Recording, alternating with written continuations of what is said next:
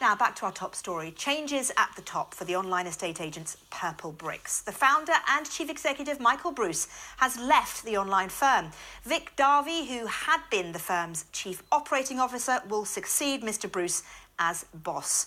Well, PurpleBricks also said it was pulling out of Australia and placing its US business under review.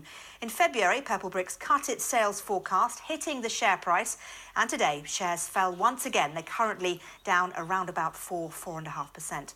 Well, let's talk now to property expert Henry Pryor, who joins us now. Henry, first of all, explain to the audience what exactly PurpleBricks does differently to your average estate agent. Well, Maryam, good morning to you.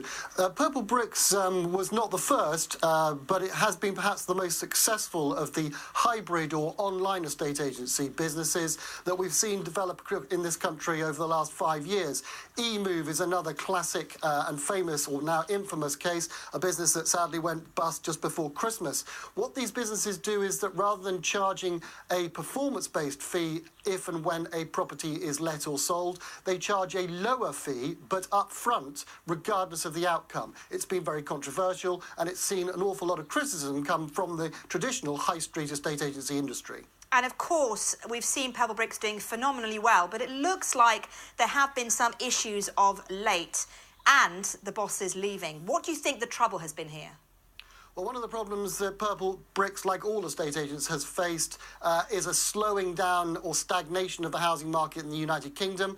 PurpleBricks themselves had done what other brands have similarly done in the past and expanded quite aggressively, both in North America and in Australia. Foxtons, another familiar brand to many that operates in London, very high-profile brand, likewise tried to break into the North American market and was unsuccessful there.